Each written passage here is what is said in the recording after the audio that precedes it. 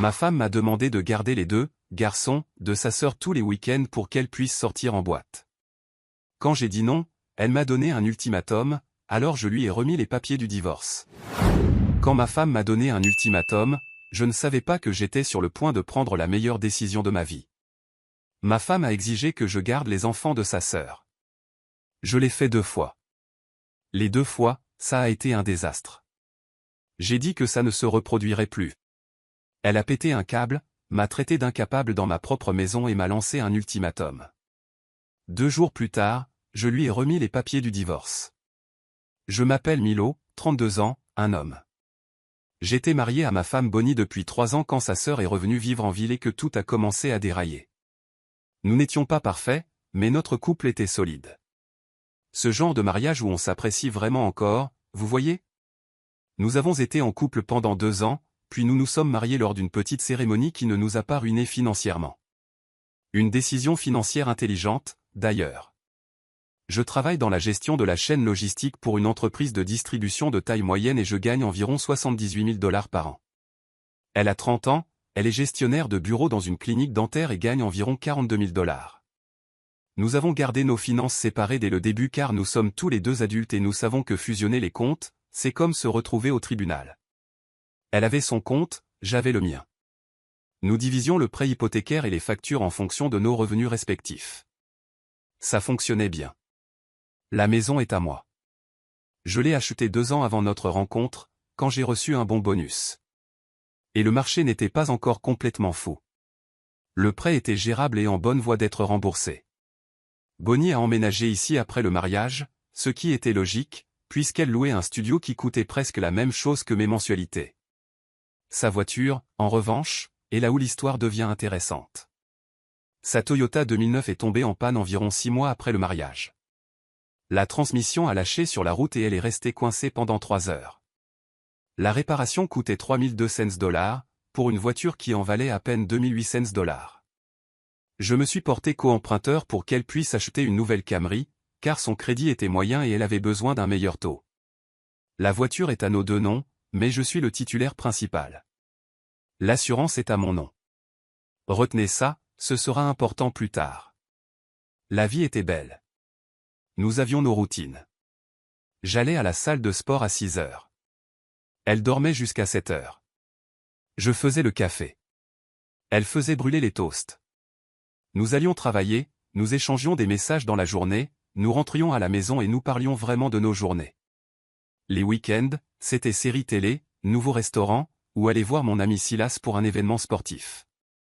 Des choses de couple normales. Puis, il y a 6 mois, sa sœur a appelé. Sa sœur allait, 33 ans, fraîchement divorcée, avec 2 enfants de 6 et 8 ans. Laissez-moi vous parler de ses enfants. Eden, 6 ans, a l'énergie d'un écureuil sous caféine et prend des décisions comme un joueur téméraire. Lucas, 8 ans, est encore pire. Il est à cet âge où il pense être plus intelligent que n'importe quel adulte et il agit en conséquence. Ensemble, ils forment une catastrophe naturelle dont on ne peut pas se protéger. Elle vivait à 3 États d'ici avec son 2e mari, mais le mariage s'est effondré. Apparemment, il en a eu marre de subvenir aux besoins de 3 personnes qui n'étaient pas biologiquement les siennes et il a lancé un ultimatum. Elle a choisi les enfants, il a choisi la liberté, et soudain elle devait tout réorganiser et revenir près de sa famille. Sauf que, près de la famille, c'était chez ses parents. Et ils ont été très clairs, après une semaine, que ce ne serait pas une situation permanente. Elle a donc loué un appartement de 2 chambres à environ 20 minutes de chez nous. La première visite s'est bien passée. 1h30, les enfants se sont tenus à peu près tranquilles. Elle semblait stressée, mais elle gérait. Nous avons commandé une pizza. Les enfants ont regardé la télé. Les adultes ont discuté. Normal, typique d'une réunion de famille. Bonnie était contente d'avoir sa sœur à nouveau à proximité. Elles étaient proches dans l'enfance, mais s'étaient éloignées quand elle avait déménagé. Lors de la 2e visite, une semaine plus tard, Eden a renversé une lampe de chevet à 50 $ chez Target pour la remplacer. Lucas a décidé que mon canapé en cuir était un trampoline. Ale ne faisait que scroller son fil d'actualité sur son téléphone, disant parfois des choses molles du genre « Chérie, utilise ta voix d'intérieur pendant qu'il teste toutes les limites possibles ». Lors de la 3e visite, sa sœur a demandé si nous pouvions garder les enfants quelques heures le samedi. Elle avait un entretien d'embauche. D'accord, pas de problème. On peut bien garder 2 enfants quelques heures. Quelle difficulté ça pourrait être? Ce samedi-là, j'ai appelé mon meilleur ami, Silas. Si j'allais être dans la galère, j'allais y être en bonne compagnie. Silas a 34 ans, il travaille dans la vente d'assurance commerciale, célibataire perpétuel par choix. Il est arrivé avec une caisse de boissons énergisantes et un air de quelqu'un qui part en guerre. « Tu me dois une fière chandelle pour ça ?» a-t-il dit. Je lui paierai le déjeuner pendant 1 mois. 2 mois. Marché conclu. Allez à déposer les enfants à midi. L'entretien était à 13 heures. Un calcul étrange, mais peu importe. Dès que la voiture a quitté l'allée, Eden a repéré tous les objets fragiles de mon salon, comme s'ils étaient des missiles guidés. Lucas a immédiatement exigé de la pizza, de regarder sa chaîne YouTube préférée et le mot de passe du Wi-Fi pour jouer sur la tablette. L'île est midi, j'ai dit. Tu viens juste de prendre ton petit déjeuner. J'ai faim. Tu as 6 ans, tu as toujours faim. Ce n'est pas une urgence. Silas a regardé les enfants, puis moi. Ce sont ces gamins qui ont cassé ta télé. Et tu as encore accepté de les garder? Ça semblait être une bonne idée sur le moment. Mon frère, tu as les instincts de survie d'un lemming. Silas regrettait déjà ses choix de vie. Je pouvais le voir dans ses yeux. Nous avons essayé de les occuper avec un film. Nous avons trouvé un truc adapté à leur âge sur Netflix. Nous les avons installés sur le canapé avec du popcorn. Ça a duré 12 minutes. Eden s'est ennuyé et a commencé à faire du parcours sur les meubles.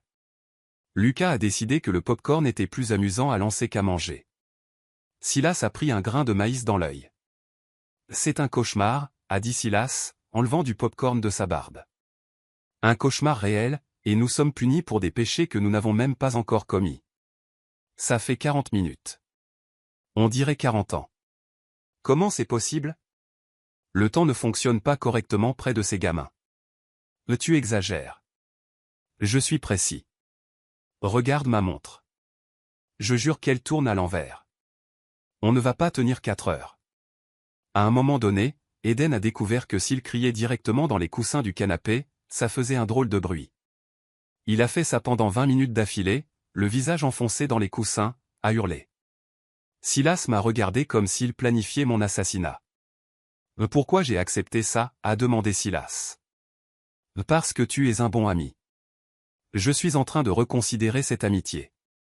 Lucas a trouvé mon enceinte Bluetooth, y a connecté sa tablette et a commencé à mettre des vidéos à fond, des bruits de paix, forts, qui résonnaient.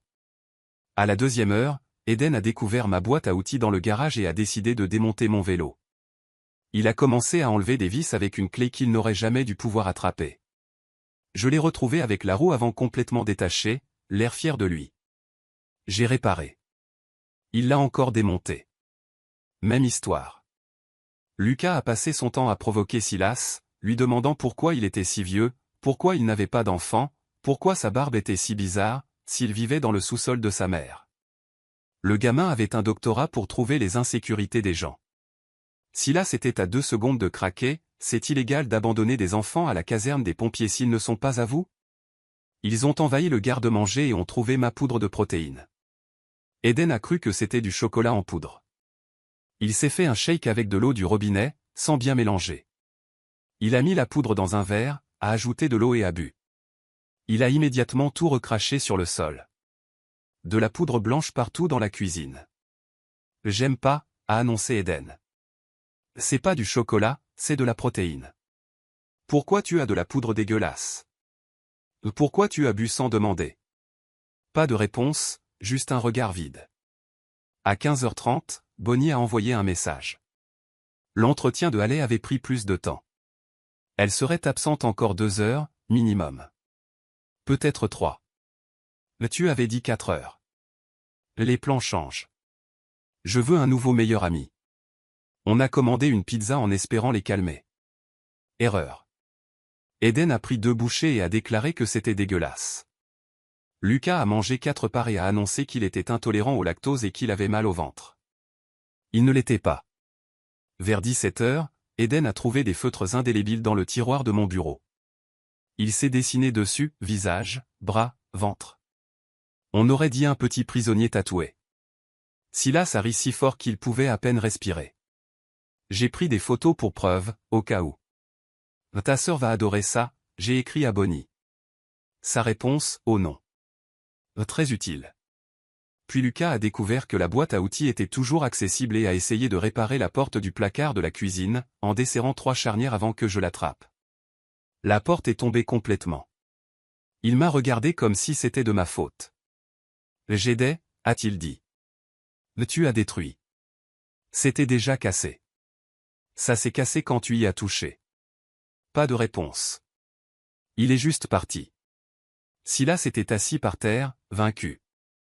Ça forge le caractère, a-t-il murmuré. Ça me rend plus fort en tant que personne. Tu n'as pas l'air convaincu. Je ne le suis pas. Ils sont enfin partis à 18h30. 6h30. Allée est arrivée les requinqués, comme si elle revenait d'un spa. Coiffée, maquillée parfaitement, vêtements neufs. Elle a dit que l'entretien s'était super bien passé. Merci infiniment, vous m'avez sauvé la vie. Les enfants avaient saccagé mon salon, démonté mon vélo et traumatisé Silas. Après leur départ, Silas s'est tourné vers moi, plus jamais. J'ai acquiescé. Je suis sérieux. Même s'ils sont en train de brûler et que ces gamins sont les seuls à avoir de l'eau. Même là, je ne recommencerai pas. Compris. J'ai besoin de bouffe, plusieurs burgers, et peut-être d'une thérapie. Bonnie a trouvé ça mignon que j'ai aidé. Elle a dit qu'elle était vraiment reconnaissante. J'ai dit que c'était une fois pour toutes. Elle a répondu, bien sûr, elle ne redemandera pas, sauf en cas d'urgence. 2 semaines plus tard, une nouvelle urgence. Allée a appelé un jeudi soir. Elle avait un rencard. Le premier depuis son divorce. Elle en avait vraiment besoin. On pouvait garder les enfants samedi? Juste quelques heures. Elle le méritait. Elle en avait bavé. Bonnie m'a fait ses yeux de chiot suppliant. Allez, juste encore une fois. Contre tout bon sens, j'ai accepté. J'ai appelé Silas. Pas question. Allez, mec. J'ai besoin de renfort. J'ai dit, plus jamais. Je le pensais. C'est tatoué sur ma poitrine maintenant, plus jamais de babysitting. Tu n'as pas de tatouage. Je vais en faire un dès que j'aurai raccroché. Je te paie le déjeuner pendant 3 mois. 4 mois et tu paies ma thérapie. Marché conclu. Le samedi est arrivé comme une date d'exécution. Silas est apparu, l'air de s'être préparé au combat. Il avait apporté sa Nintendo Switch. Il pensait les soudoyer avec des jeux vidéo. Malin. Allait a déposé les enfants à 14h. Elle a dit qu'elle serait de retour à 18h, 19h au plus tard. Réellement, a dit Silas dès qu'elle est partie. Et nous savions tous les deux qu'il avait raison. Lucas a immédiatement réclamé la Nintendo Switch de Silas. Silas a dit, non, c'est à moi. Lucas s'est jeté par terre et a commencé à hurler, pas à pleurer, à hurler vraiment. Eden a vu ça et a décidé de se joindre à la cause par solidarité. 2 gamins qui hurlent sans raison, juste parce qu'ils le peuvent. Mes voisins ont certainement appelé la police. J'en suis sûr.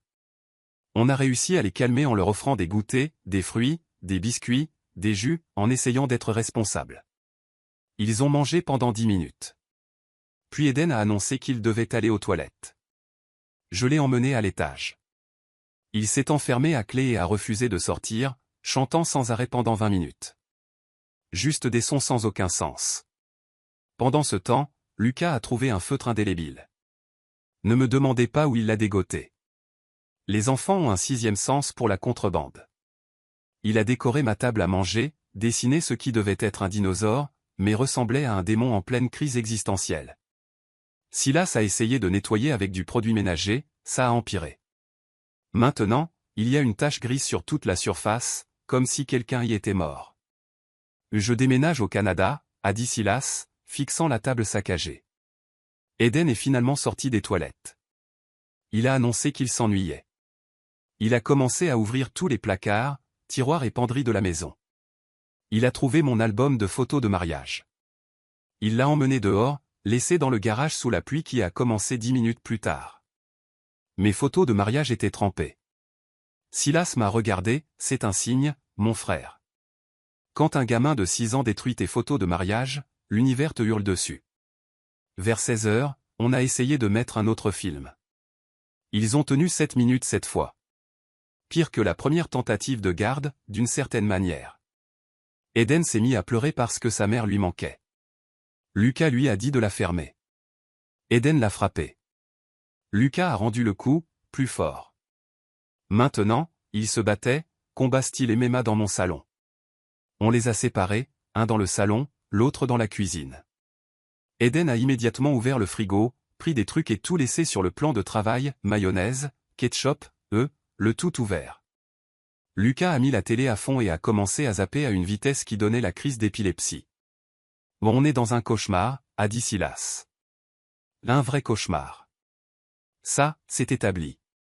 À 17 heures, Lucas a annoncé qu'il avait encore faim. On venait de le nourrir il y a 1 heure. On lui a fait un sandwich. Il a pris une bouchée, a dit que c'était dégueu et l'a jeté contre le mur.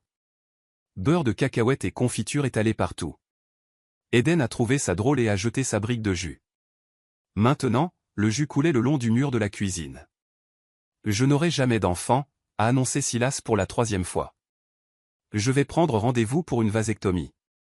Le lendemain, lundi, dès le matin, 6 heures. Rien. 7 heures, rien. Bonnie a envoyé un message disant que le rendez-vous allait se passer super bien, qu'elle serait en retard, peut-être même jusqu'à 21 heures.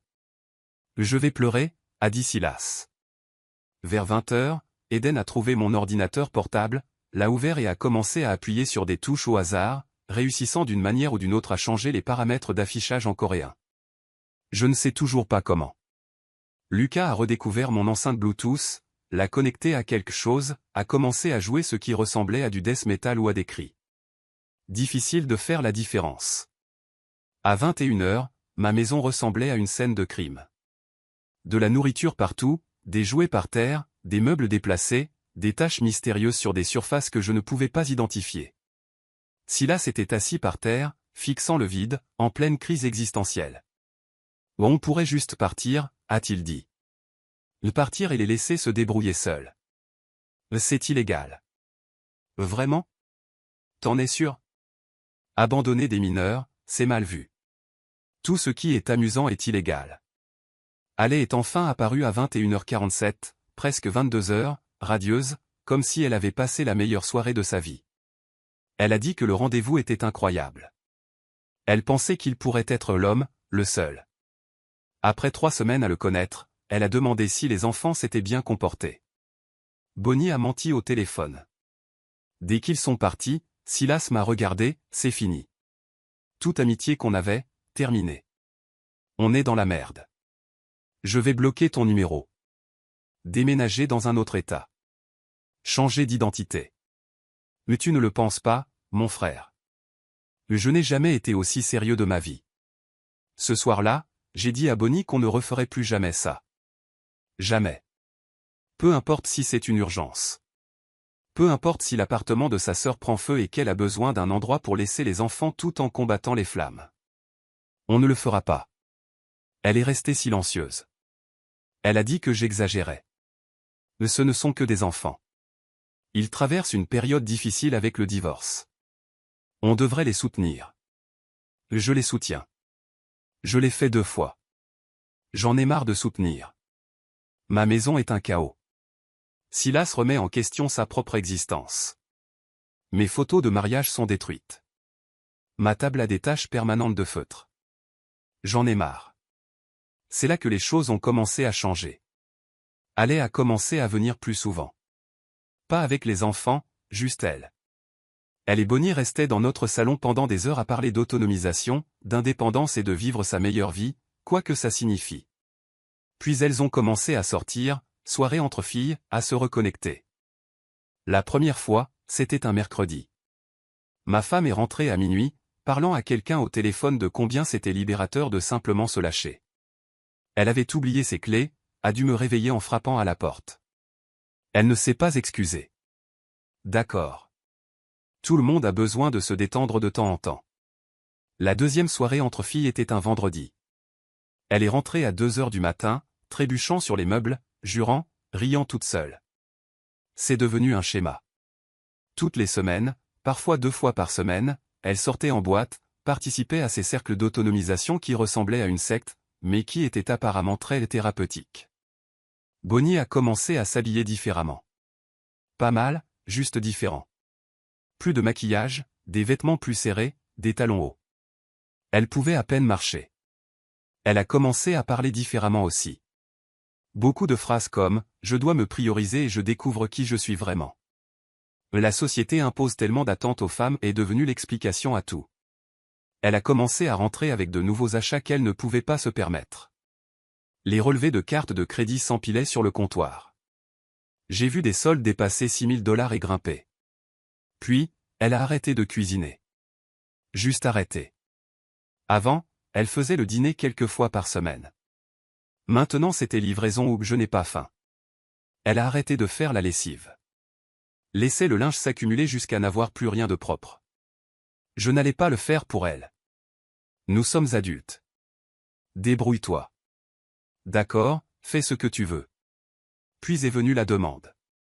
Ale avait à nouveau besoin d'aide avec les enfants. Elle sortait avec un gars incroyable, oui, un nouveau. Ils voulaient passer un week-end ensemble. On peut garder les enfants, s'il te plaît? Juste samedi et dimanche. Elle paiera. Non. J'ai dit, quoi? Non, on ne fait pas ça. Le visage de Bonnie a changé. Il est devenu froid. C'est juste un week-end. Ce sont 2 jours entiers avec 2 gamins qui détruisent tout ce qu'ils touchent. Négatif. C'est ma sœur.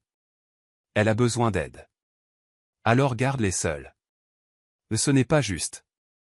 Ce qui n'est pas juste, c'est de s'attendre à ce que je donne mon temps sans me demander d'abord. Ce qui n'est pas juste, c'est de s'attendre à ce que je sacrifie mon week-end après que ces gamins aient dévasté la maison. Elle a essayé de jouer la carte de la culpabilité.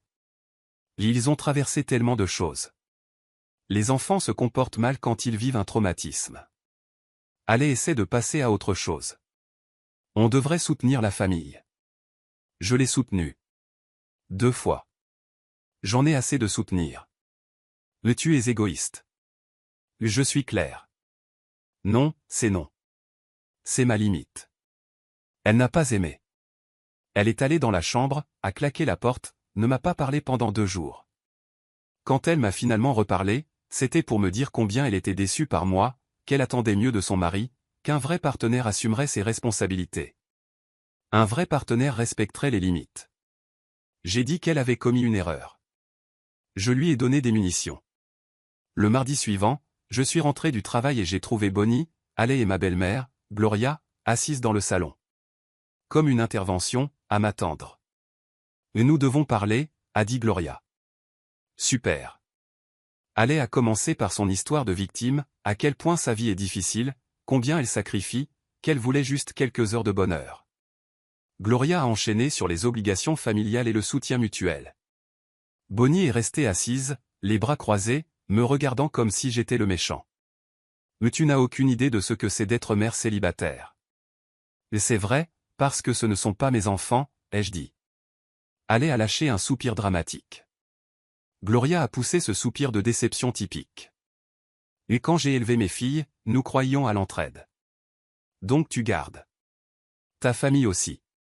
J'ai mon club de lecture et mon aquagym. Donc tu es occupé? Moi aussi. Ale a commencé à pleurer. Elle a dit que j'étais cruel, qu'elle ne s'attendait jamais à ça de ma part. Bonnie lui a tenu la main et m'a lancé un regard de dégoût. Ils ont continué pendant 30 minutes de plus. Je me suis assis et je les ai laissés parler. Finalement, j'ai dit, si on a fini ici, j'ai des choses à faire. Elles sont parties. Gloria m'a regardé comme si j'avais trahi la famille. Ce soir-là, Bonnie a dormi dans la chambre d'amis. Les choses ont empiré après ça. Elle a commencé à sortir plus souvent, 3, 4 fois par semaine, rentrant de plus en plus tard. J'ai arrêté de lui demander où elle était allée. Elle a arrêté de me le dire. Nous passions des nuits entières sans parler, coexistant dans le même espace, comme des colocataires qui ne se supportent pas. Allez continuer d'appeler, de demander. Bonnie continuait de ramener le sujet. Je continuais de dire non. C'est devenu un cycle. Plus je refusais, plus ma femme s'éloignait. Plus l'influence de sa sœur grandissait, plus elle changeait. Elle a commencé à parler de la façon dont le mariage ne devrait pas limiter l'épanouissement personnel. Comme elle se sentait piégée par les attentes.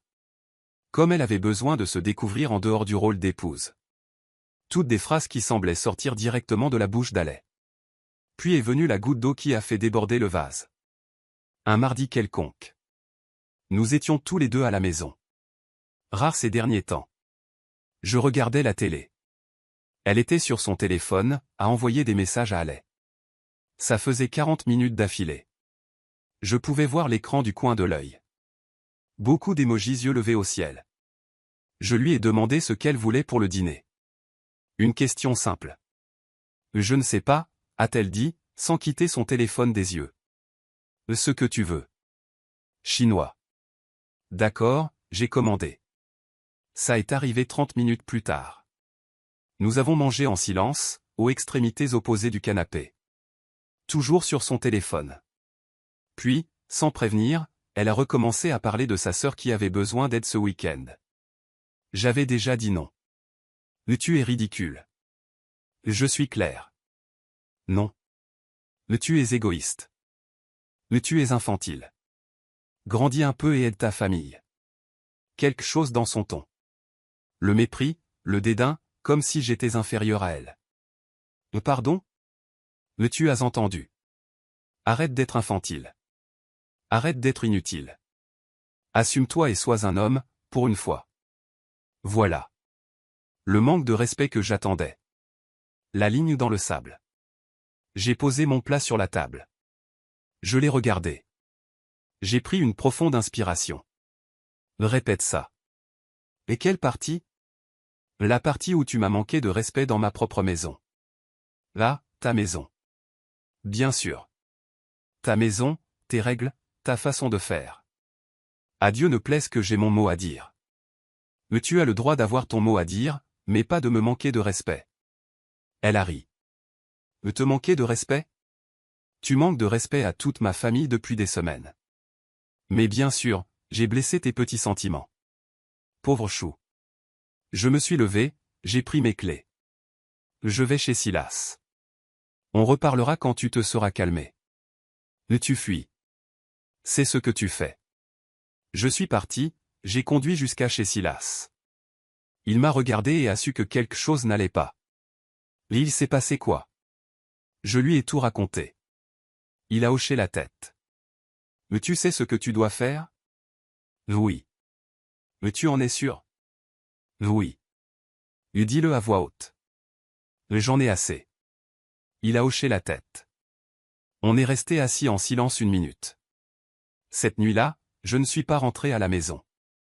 J'ai dormi sur le canapé de Silas. Le lendemain, j'ai passé la journée à appeler un avocat spécialisé en divorce. Oui, j'étais vraiment décidé. J'ai eu une consultation téléphonique, j'ai expliqué la situation.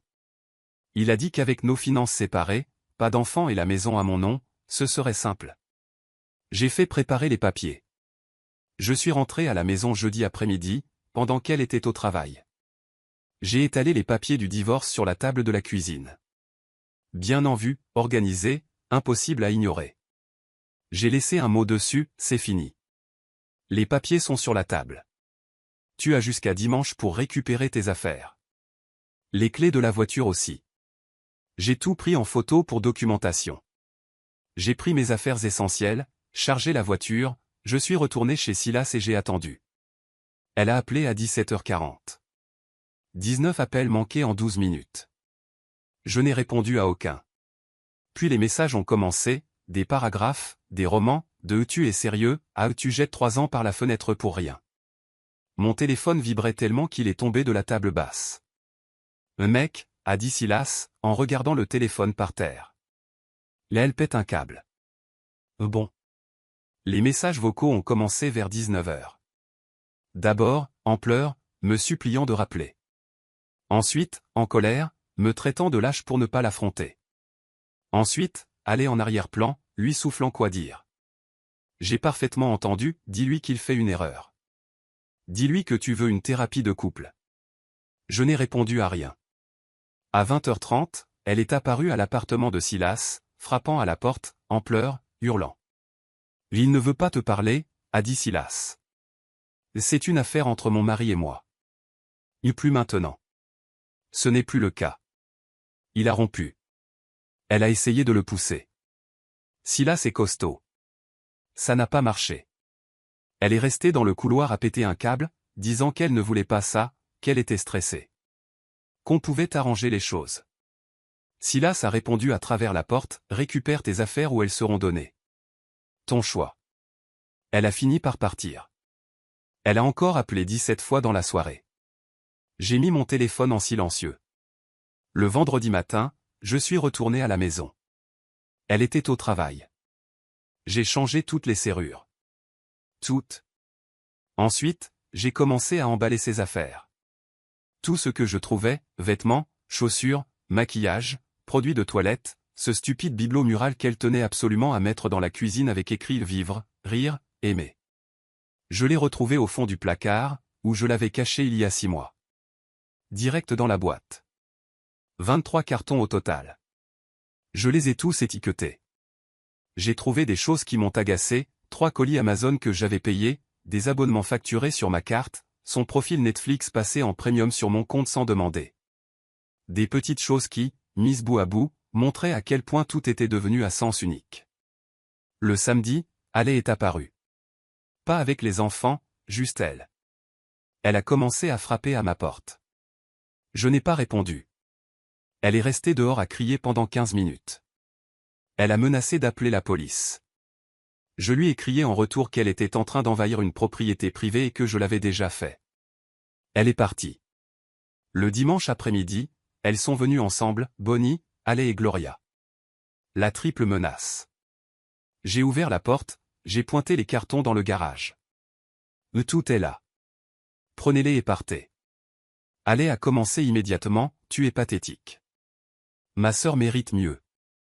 Alors elle n'aura aucun mal à en trouver. Gloria a tenté de plaider, vous devriez parler. Un mariage, ça demande du travail. Je n'ai pas cédé. J'ai été manqué de respect et j'ai pris une décision. Les cartons étaient là. Elles ont pris les cartons. 3 allers-retours. Pendant tout ce temps, Bonnie pleurait, essayant d'attirer mon regard. Je n'ai pas cédé. Quand elles ont fini, j'ai fermé la porte du garage. Attends, a-t-elle dit. On peut parler? Il n'y a rien à dire. C'est fini. Je vais tourner la page. S'il te plaît. Tu as eu 3 ans. Tu as choisi des conséquences différentes. Elles sont parties. Le lundi, la campagne de diffamation a commencé. Ale a posté sur les réseaux sociaux sur les maris émotionnellement abusifs et narcissiques. Elle a tagué Bonnie avec suffisamment de détails pour que nos amis communs comprennent. J'ai reçu des messages en 1 heure. Des gens prenant parti sans connaître toute l'histoire. Je n'ai pas répondu. J'ai simplement fait des captures d'écran de tout et je les ai envoyées à mon avocat. Le mardi, Ale a appelé mon travail. Mon patron a raccroché immédiatement. Il a dit que si elle rappelait, il porterait plainte pour harcèlement. Elle a envoyé un email. Il me l'a transféré avec toute la documentation. Je l'ai retransféré à mon avocat. Du mercredi au vendredi, plus de harcèlement. Des avis à 1 étoile sur Google pour mon entreprise mentionnant mon nom. Mon patron a réussi à les faire supprimer. Quelqu'un a lancé des œufs sur ma maison. La caméra de sécurité a tout filmé, les images sont sauvegardées. Vendredi soir, quelqu'un a posté mon adresse personnelle dans un groupe Facebook. L'adresse complète, une photo de ma maison. Mon avocat a dit qu'on avait des bases pour une ordonnance restrictive, mais j'ai dit, attendons un peu. Samedi, Ale est apparue chez moi, s'est mise dans mon jardin à crier sur comment j'avais ruiné la vie de sa sœur.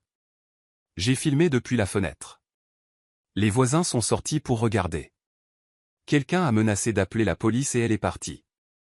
3 heures plus tard, Gloria est arrivée. Approche différente, a frappé poliment à la porte. Ça a dépassé les bornes, a-t-elle dit. J'étais d'accord. Et dites à votre fille d'arrêter le harcèlement. Je parle à vous. Divorcer de ma fille à cause d'une dispute? Elle m'a manqué de respect. J'ai pris une décision. Conséquence. La famille pardonne. Je ne fais plus partie de cette famille. Elle est partie. Dimanche a été calme. Suspicieusement calme. J'ai passé la journée à organiser les preuves, capture d'écran, vidéo, historique d'appel, tout. Silas est venu le soir. Mais tu penses que c'est fini? J'en doute. J'avais raison. Le mercredi suivant, Bonnie a envoyé un message. Elle a dit qu'elle acceptait le divorce, mais qu'elle garderait la voiture. Qu'elle était à elle. Elle en avait besoin pour travailler. J'ai répondu, la voiture est à nos deux noms. Je suis le propriétaire principal. L'assurance est à mon nom. La voiture doit être rendue ou je la signale comme volée. Mais tu ne ferais pas ça. Regarde-moi faire. Jeudi, elle ne l'avait toujours pas rendue. J'ai appelé la ligne non urgente de la police, expliqué la situation. Divorce en cours, voiture à mon nom, elle refuse de la rendre. Ils ont dit que je pouvais la signaler comme véhicule volé. Je l'ai fait. 2 heures plus tard, la police s'est présentée à l'appartement d'Alay, où elle logeait, et a emmené la voiture. Bonnie m'a appelé en hurlant, a dit que je l'avais humiliée, détruit sa vie. Mais tu aurais dû rendre la voiture. Elle s'est pointée chez moi plus tard dans la soirée, suppliant à travers la porte qu'elle n'avait aucun moyen d'aller travailler. J'ai répondu à travers la porte, il y a Uber. Vendredi, Alay a appelé d'un autre numéro. Mais tu es un loser. Ma sœur est mieux sans toi. Super. Alors elle devrait être contente du divorce. J'ai raccroché. Le divorce a suivi son cours. Période d'attente de 30 jours. Mon avocat a dit que c'était un des cas les plus simples qu'il ait jamais traités, pas de biens à diviser, pas d'enfants, preuve claire de la tentative de réconciliation. Restait plus qu'à attendre que le temps passe. La 3e semaine, j'ai appris par des amis communs que les choses n'allaient pas bien pour Bonnie. Le nouveau petit ami d'Alay n'avait pas fait long feu. Apparemment, il en avait eu marre qu'Alay traîne ses enfants à tous les rendez-vous et avait jeté l'éponge après 3 semaines. Il a dit qu'il ne voulait pas endosser le rôle de beau-père. Maintenant, Alay était débordé par les responsabilités de mère célibataire, sans système de soutien et avec peu d'options de rencontre. Et devinez qui était devenue la baby-sitter d'urgence? Bonnie. Tous les week-ends, Alay laissait Eden et Lucas chez elle. Maintenant, elle passait tous ses week-ends dans l'appartement exigu de sa sœur à gérer 2 gamins qui détruisaient tout. Un collègue de travail de Bonnie m'a contacté, a dit qu'il était inquiet. Ma femme avait manqué 3 fois en 2 semaines, était arrivée en retard plusieurs fois, avait fait des erreurs dans les horaires des patients, confondu les rendez-vous, fait des doubles réservations. Le dentiste l'avait convoquée pour un entretien. Un incident de plus et elle serait en probation. Le collègue a dit, je sais que vous êtes divorcé, mais j'ai pensé que vous pourriez encore vous en soucier. Je m'en souciais, juste pas assez pour agir. La 4e semaine, j'ai appris qu'elle avait été virée du cabinet dentaire. La goutte d'eau, être arrivée 30 minutes en retard 3 jours d'affilée. Elle ne supportait plus la pression. Perte totale de revenus. Les posts sur les réseaux sont devenus plus tristes. Des citations sur la trahison et les cœurs brisés. Des photos avec des légendes du genre « Prends soin de toi et je me redécouvre ». Des photos d'elle et d'Alay avec des légendes sur la sororité et comment les hommes vont et viennent, mais la famille est pour toujours. Le désespoir était palpable. Alay postait aussi. De longs posts sur la masculinité toxique et l'abus émotionnel. Dans les commentaires, certains la soutenaient, d'autres dénonçaient la manipulation évidente. Puis j'ai su par Silas, qu'il avait entendu d'un ami commun, que les sœurs avaient eu une grosse dispute. Alay avait besoin d'une garde pour un rendez-vous, exigeait que Bonnie garde les enfants pour la soirée. Bonnie a dit non, elle avait des plans. Alay a pété un câble. Elle a dit qu'elle avait tout sacrifié pour soutenir ma femme pendant le divorce. Maintenant, elle ne pouvait pas faire une simple faveur? Elle l'a traité d'égoïste, d'ingrate, exactement comme l'ex-mari. Cette dernière partie avait apparemment touché un nerf. Elles ne se sont pas parlé pendant 4 jours. Puis Alay s'est excusée, a dit qu'elle était stressée, Bonnie a pardonné, et le cycle a continué.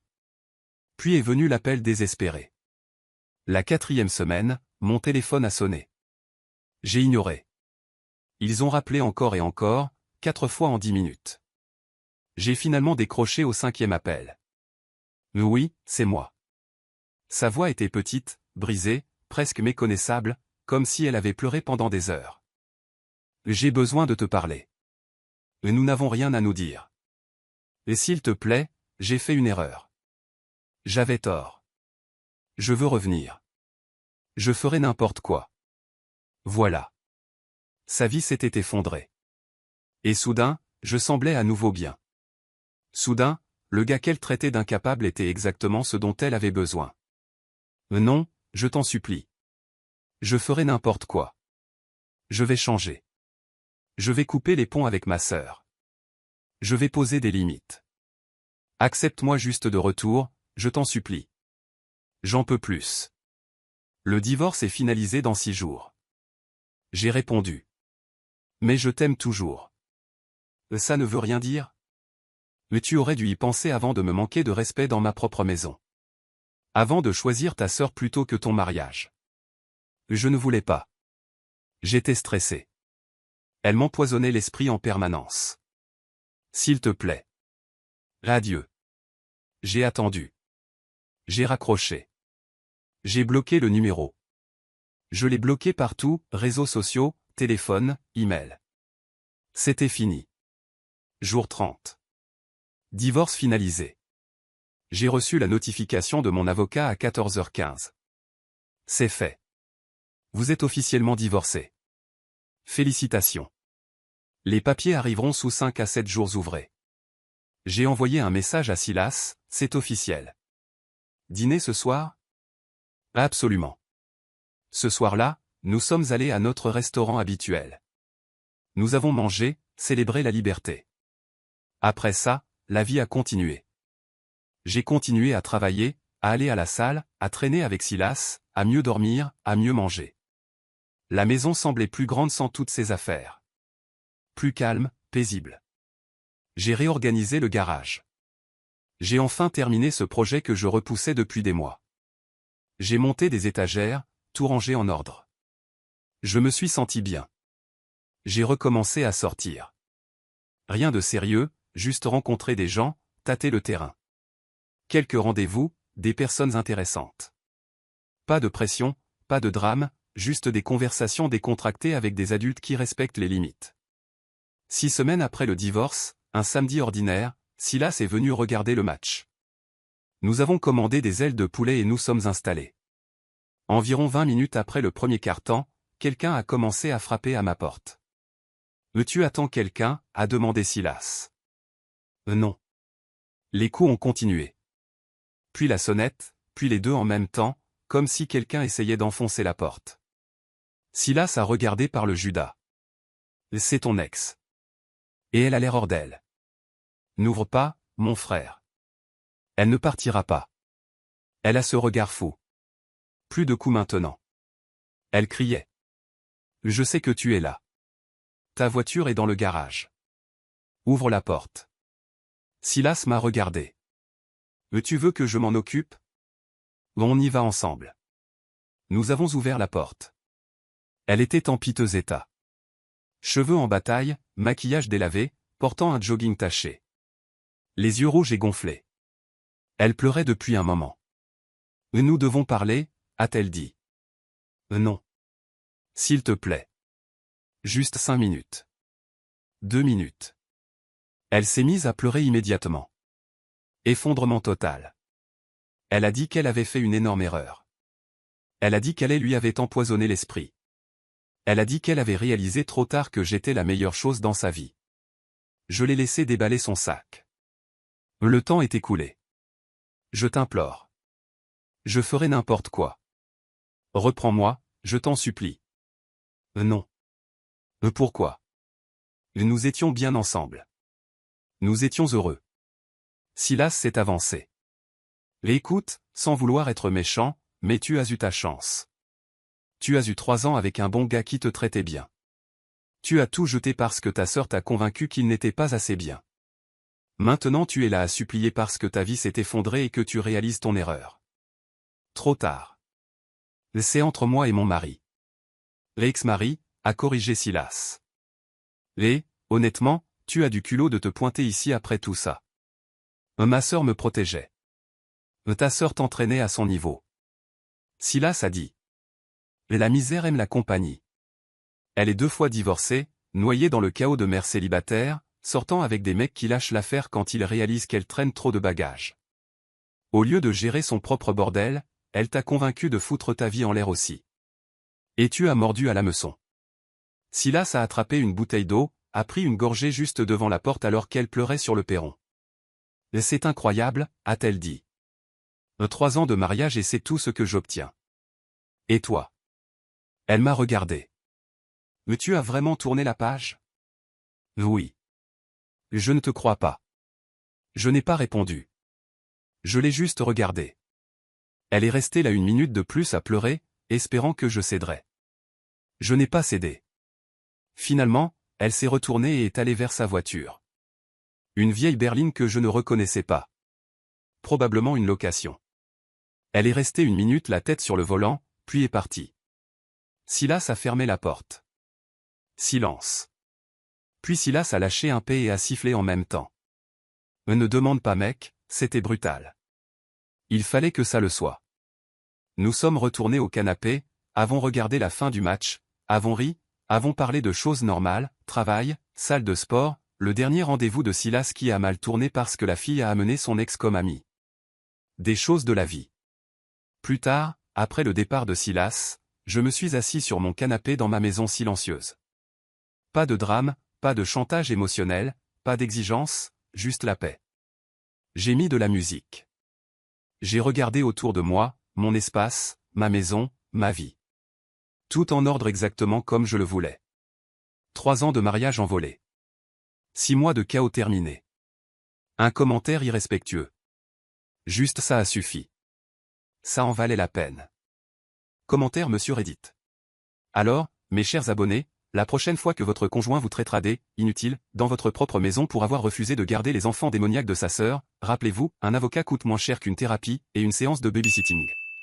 La paix n'a pas de prix, mais le divorce, lui, a un tarif très clair. À méditer.